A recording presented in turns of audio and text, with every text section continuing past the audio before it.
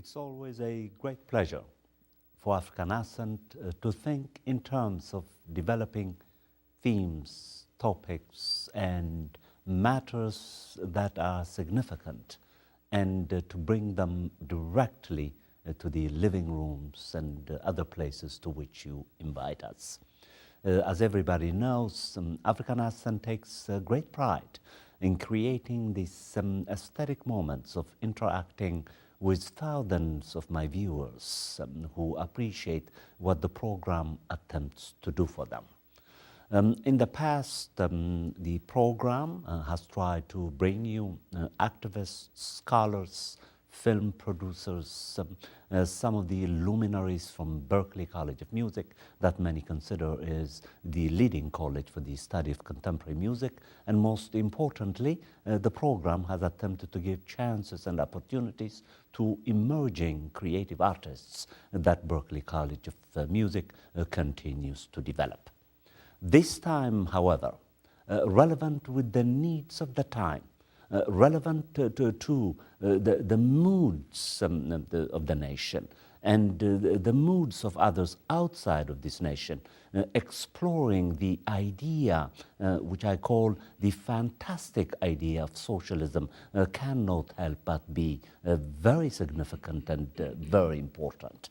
African Ascent realizes that.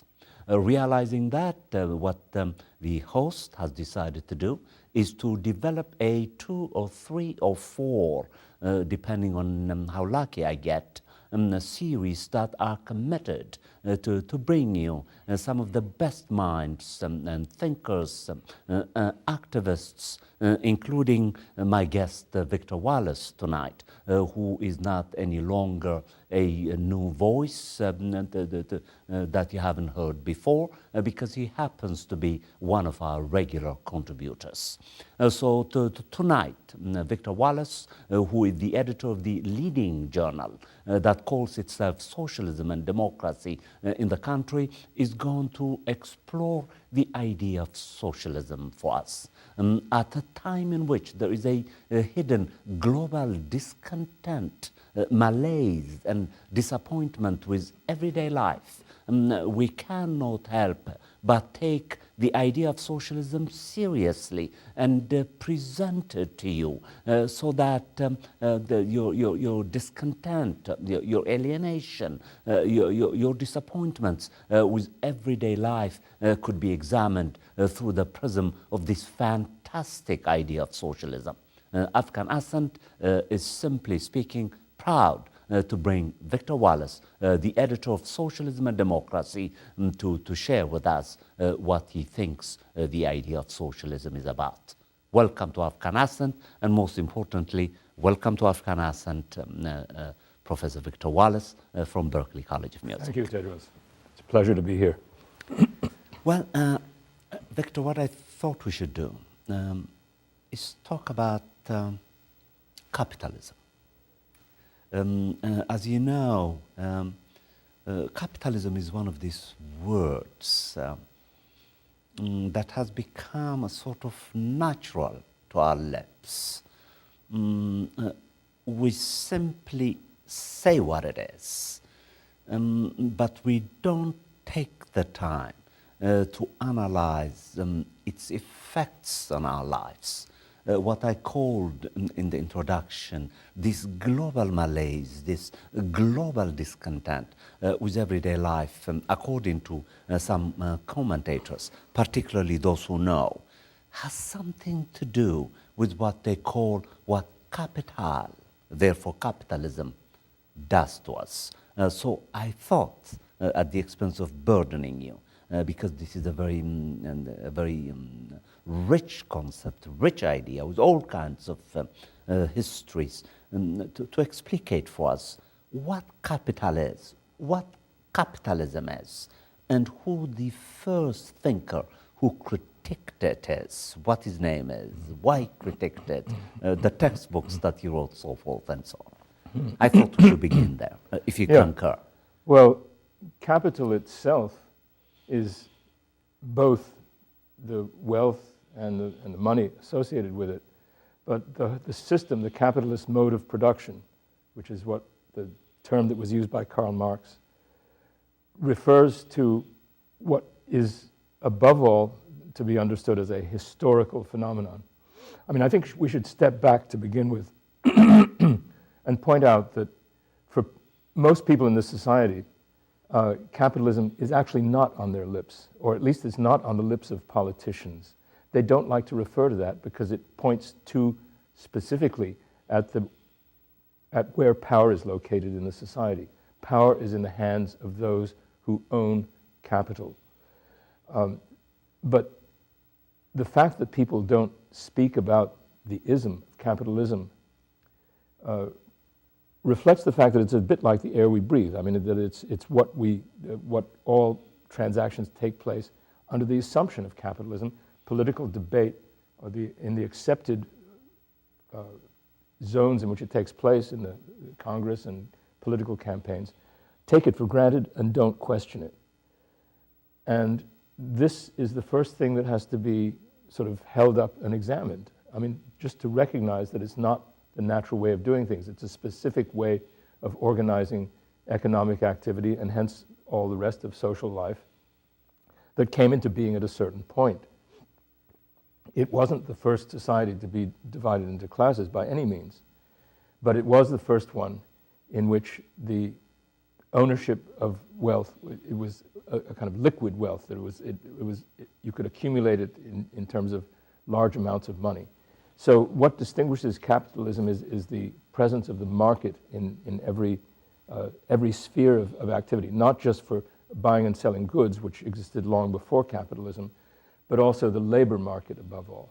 So capitalism really, for us, concisely, is the system in which capital, that is wealth, from which further wealth can be generated, is privately owned, and different private owners, which can be individuals or entities like corporations, compete with each other on the market in an effort, each one, to accumulate as much as possible. And all their economic decisions are based on what suits their agenda of accumulation and of making profit. So that's, in a way, the definition. And in that context, the question of what effects it has on the rest of the society are secondary. The capitalist enterprise, most typically now the large corporation, exists above all to maximize profit. And it's interesting in political discourse the way one always hears talking about small businesses, yes, as though it's all around small businesses. And it's true that the overwhelming majority of businesses are small, but the overwhelming majority of the money is in the hands of the big corporations. And they're the ones that determine the contours of the society. And they spread indeed all over the globe. The very fact that they've spread over the globe is part of the reason why there's now in this country this chronic shortage of jobs. One of the things that I think is very interesting to point out, and I was very struck by this listening to the State of the Union address, yes, I was going to go is there. that we still, or let's say the political groups or the political leadership in this country still speaks of the language of unlimited opportunity, which characterized the United States maybe up to 100 years ago, or even to some extent up to 1970 or so, for a large sector of the population. There were some who were excluded, to be sure, even before then. But since the early 70s, there's been a dramatic objective change which has completely undercut the basis for this feeling of great unlimited opportunity. And that is to say, there is no longer a labor shortage in this country. I mean, up to that time, there was a constant attraction of immigrants and so on. There were always new things to be done. Since that time, a number of things have happened that have put an end to the labor shortage. There's been computerization, high-tech stuff, which makes many workers superfluous. There's been, in addition, the expansion I mentioned across the globe, which has given companies the opportunity to look elsewhere for labor, so they don't need the workers that are available here. And then from the other direction, the labor market has been further swollen, or let's say enlarged, by the entry of women on a large scale into the labor market and by the massive increase in immigration that has resulted from these free trade agreements. So from both directions, right, the capital needs labor less, but there are more people who want to have jobs. It's created this kind of crisis which exists now and which has objectively rendered the old image of the U.S. as a land of opportunity no longer valid. So that, in brief, I mean, there are many other implications we could go into, but in brief, that's what capitalism is now, and it's reached a kind of point of crisis where, after the, I mean, what happened after 1970 as a result of the end of the labor shortage and so on, is that the wages no longer rose commensurate with productivity. You know, up until that time, the workers would produce more, and then they would also get paid more. Since that time, it has no longer been the case. It's been calculated that if the minimum wage had increased commensurate with, or sort of in line with, the increase in productivity since the early 70s, the minimum wage already now would be in the vicinity of $20 an hour, whereas in fact it's still $7.25, and Obama's just talking about maybe raising it to $10.10. So, but as a result of this financialisation, I mean, it's a huge increase in accumulation. There's been a great increase in inequality in the country, and then a huge sort of room left open for speculation. I mean, what else can they do with this money? They no longer want to invest it in productive activities in this country, so they engage in speculation with all kinds of instruments and so on, and with the deregulation which was taking place in the 1990s in an atmosphere which, as though there was this kind of euphoria, as though this can go on forever, and so it became more and more of a bubble, which of course burst about now in 2008, and since then we still haven't come out of it. And yeah, I mean, we can go on further into the politics and so on, but I don't know what aspect you'd like to go into. Quite all right. I'm enjoying further. it. Yeah, continue. Good. Yes. Yeah. Well, I mean, what capitalism is then. So much for the definition, but I think in terms of how it came into being, I think it's very important to remind people that the birth of capitalism had nothing to do with democracy. This is important to point out because, again, the political rhetoric of the country still uses the term freedom to kind of conflate the idea of capitalism with the idea of democracy. The freedom that they refer to in that context is simply the freedom of those with money to do what they want to further their interests. It has nothing to do with the civic freedoms that we value. Those civic freedoms, freedom of speech and expression, freedom to organize and so on, they're the result of social struggles. So whatever democratic institutions we've achieved have been the result of popular struggles over the years, but the introduction of capitalist economics into the society began before that. I mean, really, in some senses, it began with the expansion out of Europe, starting in the late 15th century, the creation of the global market, the uprooting of people from the land, above all, which made them available as laborers on the labor market for capital. So and also from another direction, I mean, there were many different ways of acquiring the labor that was necessary. It included also the kidnapping of people in Africa and their enslavement for those regions where it seemed more profitable to exploit slave labor. So all of this was part of the origin of capitalism, which then developed into sort of modern large-scale industry. There's an enormous amount of discussion about innovation. You hear this talked about all the time, the creativity and so on. Mm-hmm. And it's indeed the case that there was perpetual innovation. But I would say even that the rate of innovation has increased dramatically in recent times. I mean, you look at the succession of new high-tech communication devices replacing each other so rapidly that, one thing, something that's a year old is already obsolete and you have to chuck it and get a new one. This is itself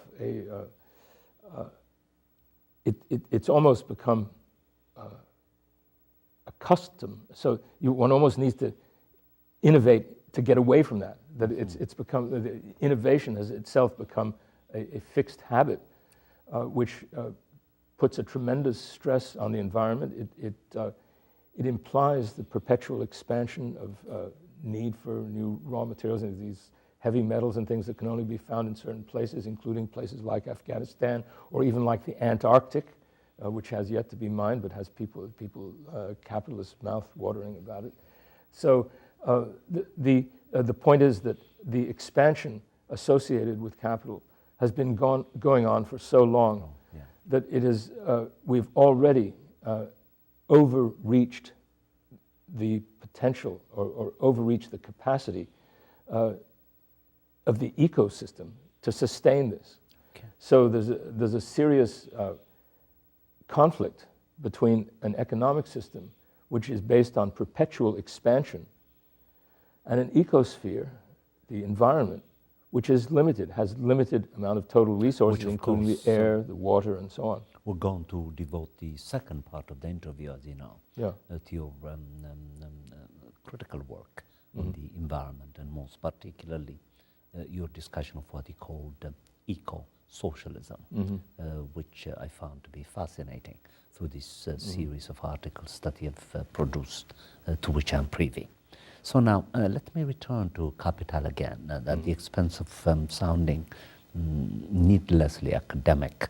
Perhaps for the benefit of my audience, I would like you to introduce us to one of Marx's central theses, which I think he announced in the Critique of Political Economy, Capital itself, and even the Grundrisse, namely what Marx called these definite relationships between what he called the material base and the superstructure of a given society, through which he attempted, correct me if I'm wrong, to explain capital, that it is a relationship of some kind, and the relationship is a relationship between the base and the superstructure.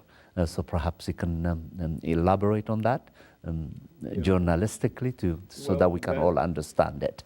Those categories, the base refers to the economic organization of the society, and the superstructure refers to basically the whole culture, the political apparatus, the institutions that sustain it. He spoke very much in terms of a back and forth relationship. It's not a one-way relationship between the base and the superstructure. Some critics, or let's say hostile, I don't know if you even call them critics, people who want to attack him, say that he had a crude picture according to which productivist picture according to which the base was the only thing that counted.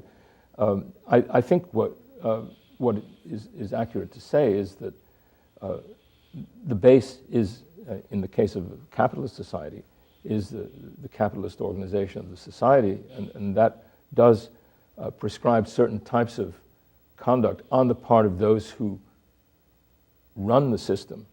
That the capitalists have to act in a certain way, and you don't have to read Marx to find that. You read a business school textbook, and they're closer to an accurate depiction than are, say, the more popularly oriented economics textbooks, which don't.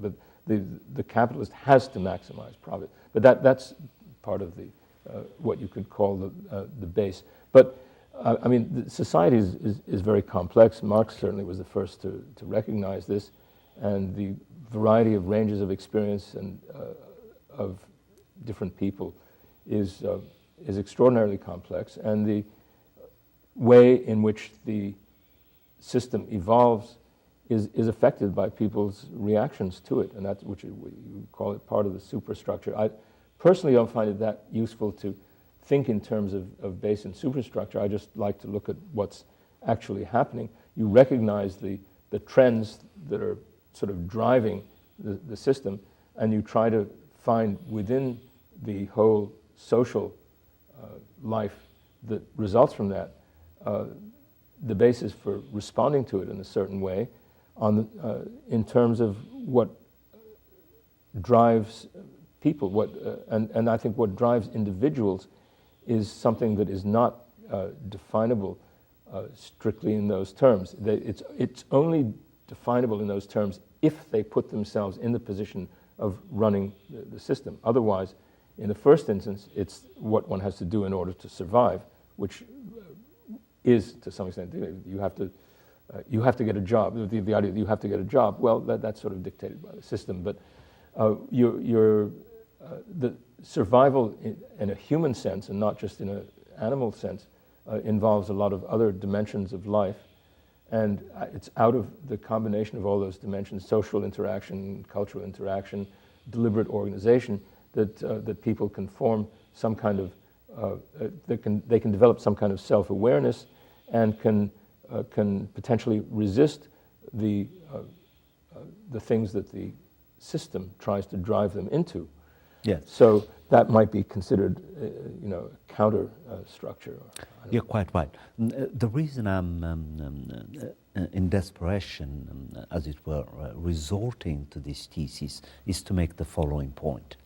Most individuals, including myself, up until the age of 19, when I began as an undergrad and later as a graduate student, reading these remarkable texts by Marx, I used to think that what I and you are referring to as capital is just something that happens.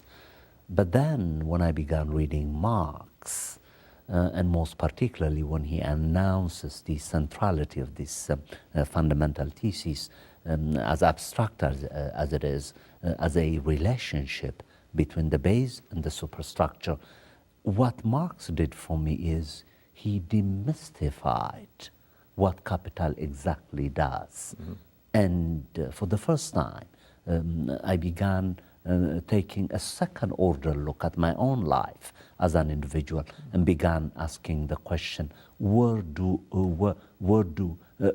I belong as a human being with respect to this bifurcated division of everyday life into those who are born to a given base and those who are born outside of it, and to those who are born to a given base, and the kinds of privileges, monies and cultures, so forth and so on that they acquire precisely because they are born to a given base. Mm-hmm. They don't even have a choice not to say, I don't want to be born to the working class, to the middle class, to the rich class. They simply are. And from the fact that they are born to a given class, then in the course of time, some of them remain stuck, irrespective of this illusory argument, which is popular in the American context, called upper mobility, which some politicians think could be corrected merely by raising the minimum wage. And we know that capital as a relationship between the base and the superstructure could not be changed by merely increasing the minimum wage. It needs foundational structural changes. This is where I'm heading. Much more dramatic. But, yes. But I think it should be mentioned that Marx very much recognized that the individual has the choice of class affiliation, class identification. Okay. That the workers, he's attempting to show them how they develop their awareness of their common interests as workers. Okay. And he's also pointing out that individuals who are born into other classes than the working class may sometimes break away from their classes. There's a famous passage in the Communist Manifesto itself where he says, at the keynote of the struggle, a certain section of the bourgeoisie which has attained a certain enlightenment will break away from the bourgeoisie and will cast its lot with the proletariat. So that can happen as well. So it's not this whole materialist thing, it applies to individuals who've accepted a certain class position. They have a class interest, but the choice of the class position, the commitment and the political will is something that the individual determines. Okay. And also to return again at the expense of overworking you, because I'm asking you very difficult questions. Let's return to the theme of the relationship that you commented on between democracy and capitalism. Again, ordinary individuals think that democracy is possible only if society is organized capitalistically. How do we correct this mistake? Well, how do we demystify it? Yeah. How do we do that, Victor? It can be approached from more than one angle. I mean, to me, the most obvious angle is to look at the capitalist enterprise itself, which is a dictatorship, in the sense that you either follow the orders of management or you leave. And if you want to resist, you have to organize, and the rules for organization, the conditions for organization are severely restricted. There's a lot of restrictions against what you can do to organize within the factory. So it's not at all a democratic concept. Another angle from which to look at it is the fact that the concentrated wealth and power is itself, by its very nature, a violation of democratic principles, because democratic principles imply a certain equality, because if democracy is ruled by the people as a totality, if you have some sector of the population that has infinitely more power than others, it immediately skews any possible decision-making process. And I think one thing that's very important to point out is that the skewing of this power process is much more severe than people generally understand. There was a very interesting survey which came out just last year, which asked a large national sample in the United States, what do you think is the ideal distribution of income in the society? And they said, well, they want a little bit of difference between the bottom and the top, fine. Yes. What do you think is the actual? They said, well, they recognize that it wasn't quite as equal as that.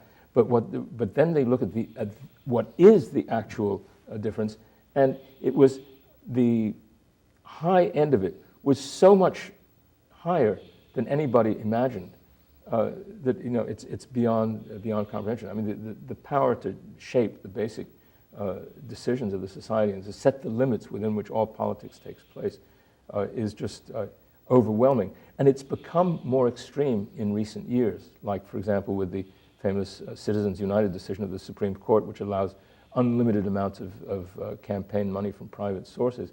It drowns out everything else. So what does that mean for democracy? It means that the voice of capital counts for many, many times the voice of the ordinary person. And to resist that is a really daunting task. Okay, well, thanks to you, we've done the impossible. We have talked about capital at great length for the past 20 minutes. And now I would like us to shift gear and examine its direct opposite, namely the socialism that you stand for, that you are a voice of, with many, many, many others. In what way could one reductively argue that socialism directly contrasts capitalism? Well, basically in the sense that socialism implies social control as opposed to private control over the decisions of the society. So in that sense, it's a direct collision. It's either one or the other. Either it's going to be private or it's going to be social. I think that in looking at socialism in a practical sense, it's very important to recognize that it has developed precisely because of these aspects of capitalism that we've been talking about. The fact that capitalism creates, as in Marx's language, wealth at one pole and misery at another. This can't go on forever. And people eventually, well, I don't know, it's hard to say. How do people rise up against it? This is a huge problem of history. How does the superstructure follow? How it happens. Yes. But certainly the demand to have a different way of producing the basic necessities arises as a result of the incapacity of capitalism to address everybody's need. I suppose that historically what has made it difficult for a lot of people to see this is that the limitations of capitalism in this respect, its inability to provide for most people's needs, has been partly offset, has been partly, say, modified by the limited success that has been attained by some of the workers' movements over the last century and a half. And to speak of this country in particular, I mean, the organized workers' movements really were responsible for the very important reforms that were brought about during the 1930s, in the period of the New Deal, which made the benefits of the system much more widespread than they had been before. This was not because of any inherent trend of capitalism. This was because of the political organization of people to constitute enough of a political force to compel the government to respond to their needs by in effect, threatening it that if you don't give us some of these improvements, you'll suffer much greater changes otherwise. So that is the main thing to keep in mind. And then since that time, since those improvements were made, what has been the response of capital and of the capitalist interest? It has been to, step by step, undo those improvements, to unravel that whole system. And this is what we were talking about earlier, what's happened since the 1970s, when there's been this unhinged attack on all the social gains that were made earlier. And I might add one other dimension of it, sort of looking at the global geopolitics, that the movement towards socialism, I mean, to begin with, capitalism itself is a worldwide system. It's not confined within the bounds of any single country. And so you ask, how is socialism going to emerge?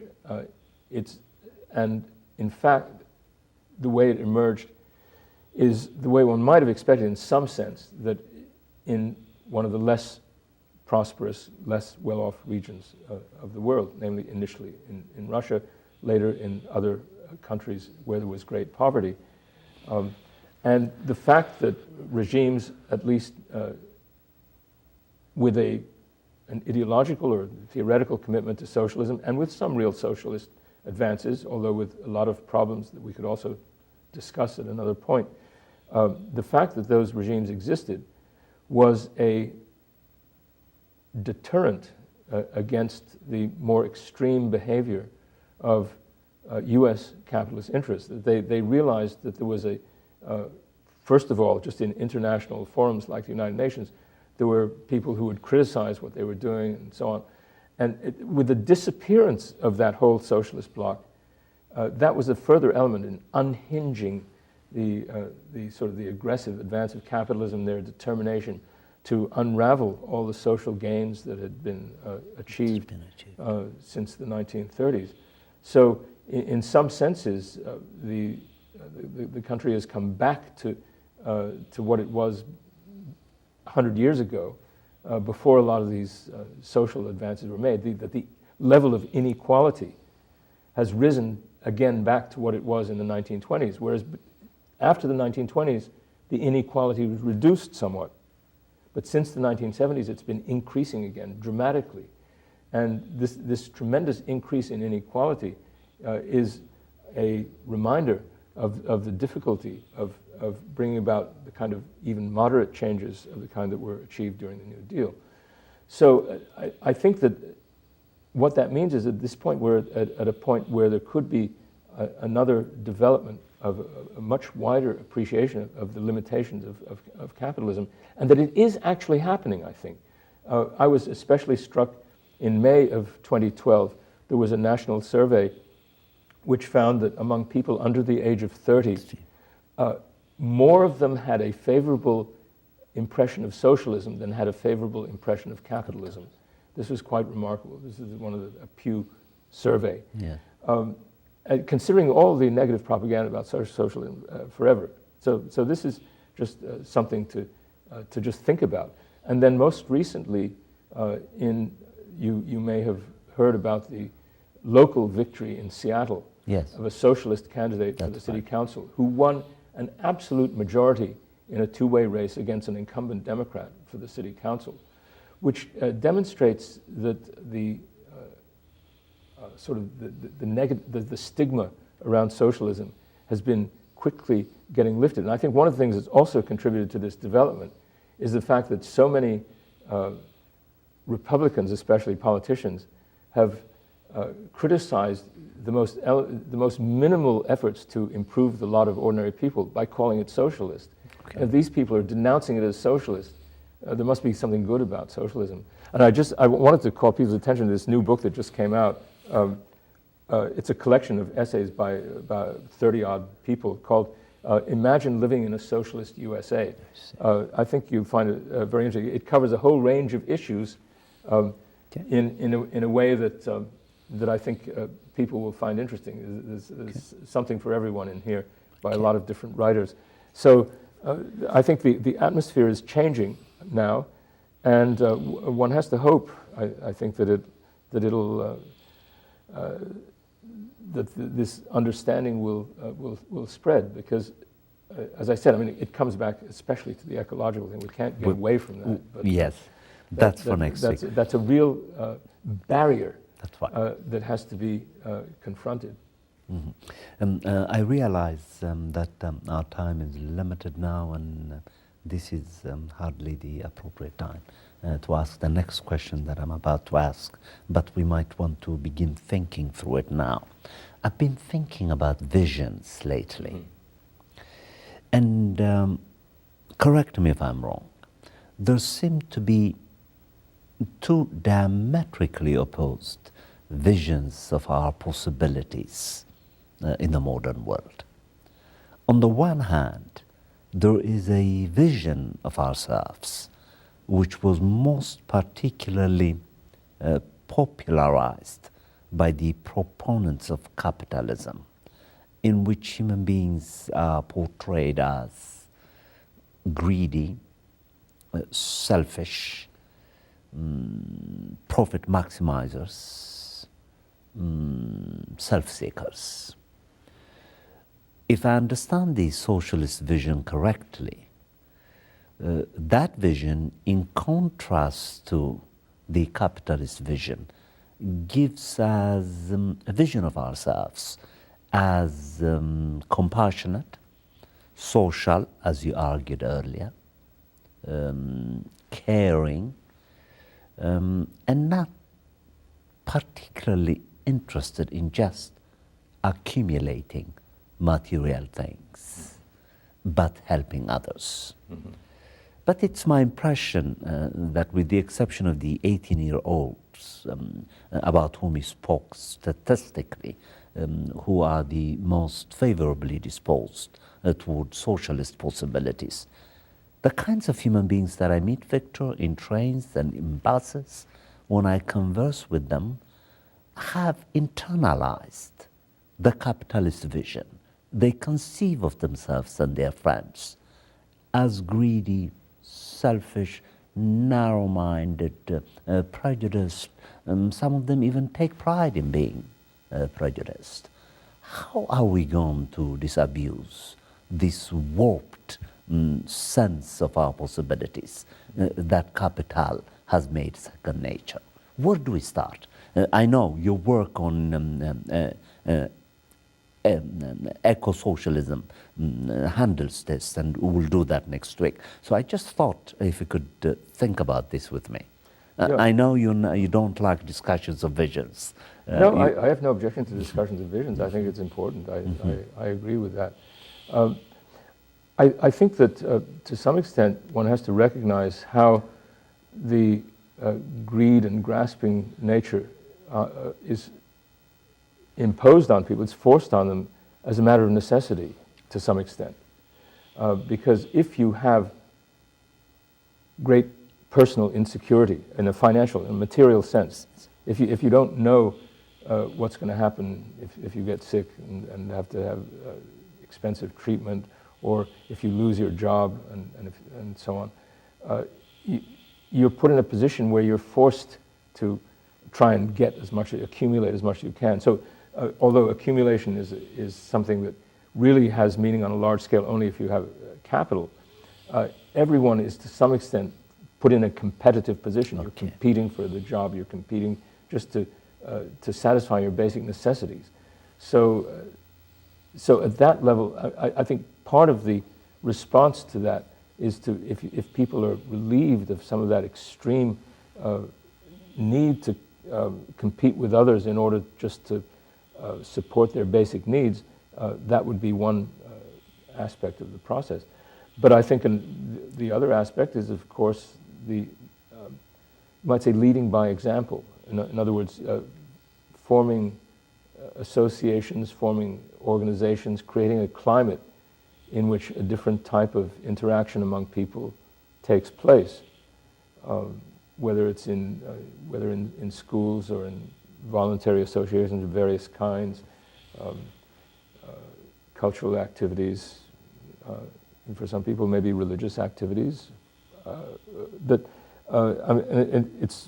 It's ironic to me especially is that a lot of the religion in a way denounces this kind of self-seeking, and yet at the same time people compartmentalize, and they can listen to a sermon about compassion and then go out and be exactly. sort of dog eat dog.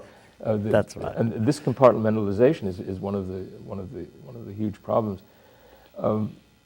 I don't know. This is one of the hardest problems. It also has to do with the way children are brought up, and the whole thing of reward and punishment. If you have a mentality of doing something only because you get a reward for it, or because you'll be punished if you don't do it, as opposed to taking an interest in things for their own sake. I mean, children start out life being naturally curious, naturally wanting to do things, naturally wanting to participate, including with various tasks around the house and so on.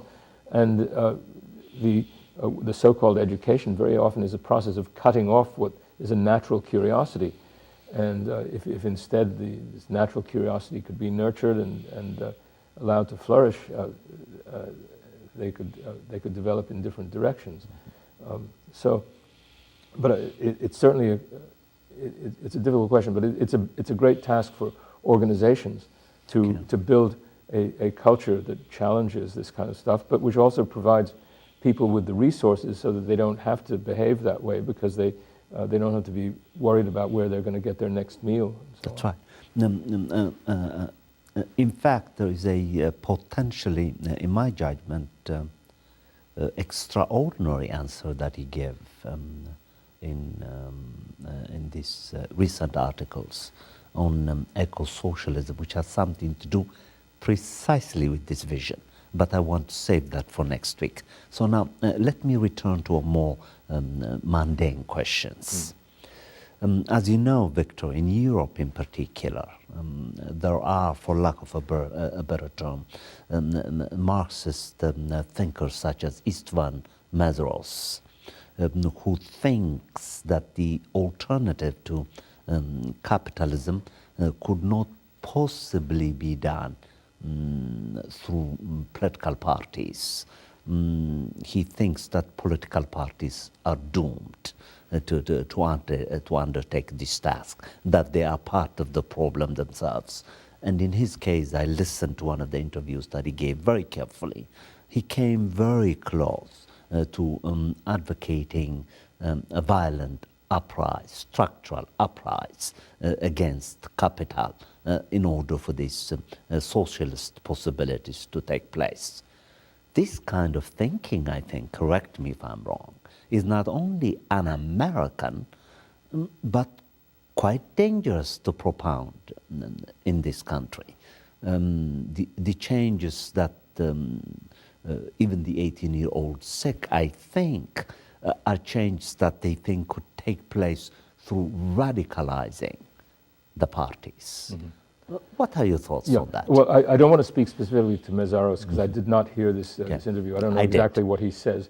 in terms of the general question, extra-parliamentarian is what he calls it in his case. But I would say extra-parliamentary does not necessarily equal violence. Okay. It means acting outside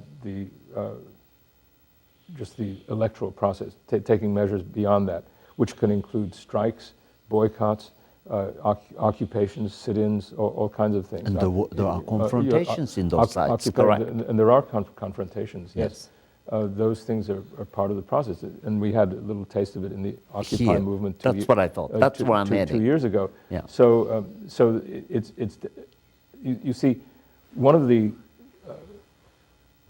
potentials of that type of movement is to draw in people that would ignore it. If you just stay at the level of writing to your congressman, most of the people don't notice it, and the congressmen ignore it, and so on. So there has to be some kind of visible presence. There has to be something that impresses itself on everybody all at once. Okay. And so this does go outside the business as usual of politics, so to speak. The whole question of violence arises really in the sense of the state repression, because I mean even a peaceful demonstration. Well, as we witnessed, the Occupy movement, they were peaceful demonstrators, but you saw the police spraying toxic gas in their faces and that type of thing, and beating people. They almost killed someone in Oakland. Right. Yeah. So there's violence from the state, and this has to be recognized. It's a perennial problem how you make a transition. What are the actual processes involved in it, which can't be really mapped out in a sense. The way I envisage the process is taking place with as little violent clash as possible. Is if more and more people who currently are within the structures of enforcement change sides, they go over to the other side. This is the classic model for a peaceful revolution. The first phase of the Russian Revolution, 1917, the overthrow of the Tsar, before the Bolshevik Revolution, the decisive moment was when the soldiers, the military of the Tsar, refused orders to fire on the demonstrators, and that was the end of the Tsar. So our indicators of that are, let's say signs in the wind, or whatever you call it, straws in the wind for that kind of process are whistleblowers. And you saw the tremendous rage of the government against whistleblowers. Whistleblowers are people who are carrying out, or supposed to be carrying out, government policy, who go over to the other side, who throw their resources on the side of the people. And if there's a desertion on the part of all the middle-level enforcers, and the government is no longer able to impose its will, then you have a real transformation, and the government is left sort of empty-handed. And what good are all their weapons? I mean, then they have the choice of really literally killing everybody, or else surrendering. I mean, that's the ultimate, the ideal vision. Who knows when and where it can take place in that sense? But what I would say in general is that the more there's a spreading of understanding and a spreading of effective organization, the greater the chance of bringing about a change by peaceful means. And I think that when you have people claiming to be for the revolution, who carry out individual acts of terror, they're trying to substitute themselves for that process, and it won't bring the desired result. I mean, even if you overthrow a government, if it isn't with the organized support of the majority of the people, what comes in its place will be another repressive regime. So in order to get the kind of regime that is democratic and socialist, it has to be a popular process. And so the decisive changeover is one which I envisage along those lines. And I must say that's not an original idea by any means. It's been around for a long time. I like one of the closing chapters of Howard Zinn's book, A People's History of the United States. Yes. The title of that chapter is very important. It's called The Coming Revolt of the Guards. The Guards, they go over to the other side, and that's That's the thing. But how did they get persuaded to do that? It's by initially having a massive movement of the people, for them to be able to feel, you know, that they go home, that all of them have some relative at least who, or especially perhaps some younger relative who's part of this new movement, and they're affected by it. The older people may be influenced and changed in their minds by the younger people. This is something that happened during the Vietnam War in the United States. High-level government officials were confronted by their own, let's say, mature children, say college-age children, and forced to reconsider their basic assumptions. So that's a little taste of the kind of process that can happen. We have about 2 minutes left, I believe, 3 minutes left. What I would like us to do when we meet again next week, I'm already excited. We're going to devote the entire hour to discuss the lineaments of eco-socialism. We're also going to go deeper into analyzing the relationships between socialism and democracy, the very title of your leading journal, to which theorists of various kinds have been contributing precisely in the attempt at synthesizing the democratic promises and the socialist structures that they envision for the future. Before we do that, tonight, as a great educator, you're also a noted political scientist, a great teacher at Berkeley College of Music. What would you like to say to my audience for the next 2 minutes about socialism? What would you like them to do? Well, I would guide them. I would like everybody to be informed on a continuing basis about the basic issues. One of the programs which I find useful just for keeping up with current events is Democracy Now!, which you can get on local cable or which has its own website, democracynow.org.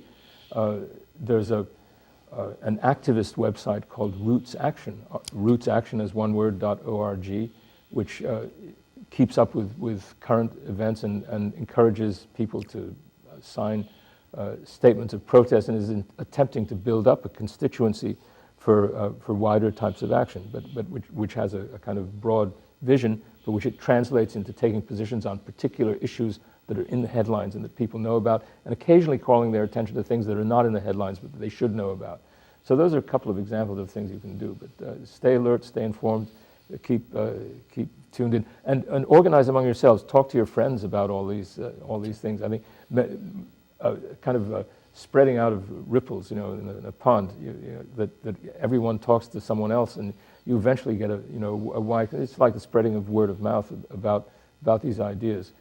If people hear an idea from someone that they already trust, it has greater credibility than if they just hear it from someone over a television screen. And of course, you would also like to have them subscribe to Socialism and Democracy, yeah, well, if they can afford it. That may be asking a lot. That would be great too. This has been your host, hosting over this remarkable 1-hour interview with Victor Wallace from Berkeley College of Music. This has been your host, Teodros Kiros, for Afghan Ascent.